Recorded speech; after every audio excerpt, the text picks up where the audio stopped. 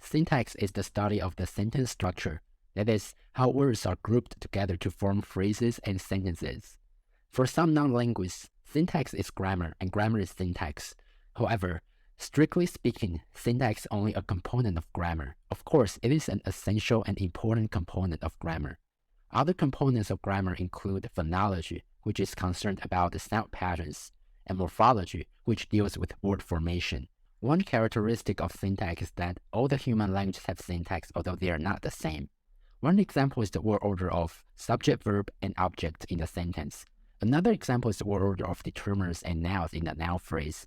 Every human language has a canonical word order for a sentence or phrase. For example, the canonical word order of an English sentence is subject, verb, object, and in the English noun phrase, the determiner, if any, must precede the noun.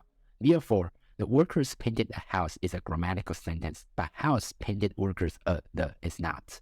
In no language is word order completely free. Even in languages where word order is freer, there's always a canonical, pragmatically neutral word order.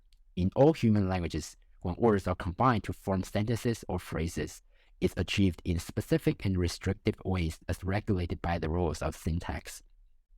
Despite cross-linguistic differences, grammars are alike in fundamental ways. This is also true of syntax across languages. When words are combined to form sentences or phrases, they are not just drawn together in a linear manner, but are grouped into constituents. For example, in a sentence, the worker painted the house. The worker is a constituent that functions as the subject of the sentence, and painted the house is the predicate of the sentence. Within this predicate, we can isolate painted, which is the verb, from the house, which serves as the direct object. All languages assign hierarchical structure to their sentences. We'll talk about how syntacticians identify such hierarchical structures in a future video that introduces constituents and constituent structure. Moreover, syntax is creative. Speakers are able to combine words in novel ways.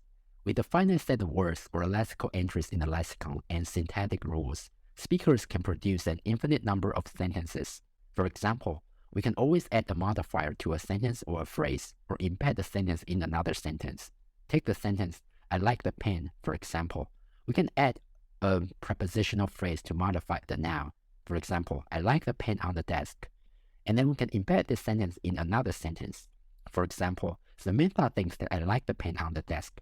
We can keep adding modifiers and embedding the sentence in another sentence to create a new sentence. The final characteristic of syntax is inaccessibility. Grammars, including syntactic rules, are not directly accessible to conscious introspection. Native speakers of a language are able to produce and understand grammatical sentences effortlessly, and they can distinguish ungrammatical sentences from grammatical ones. However, they are unaware of the syntactic rules that make it possible for them to do this. One of the primary goals of linguistics is to uncover language universals and variations.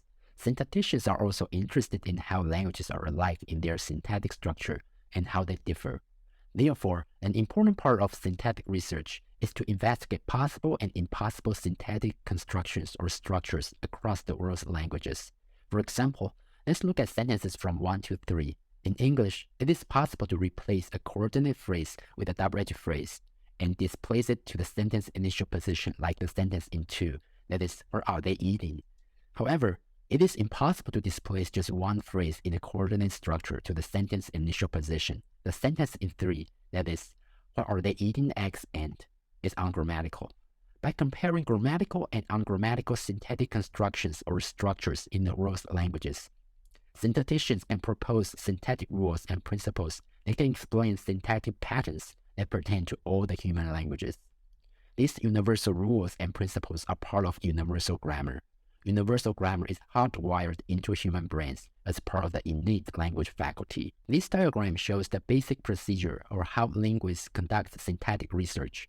First of all, we have to gather and observe linguistic data. In most cases, such data consists of a list of grammatical and ungrammatical sentences. Based on these sentences, we can make generalizations and develop hypotheses that can account for the syntactic pattern exhibited by the data that we have.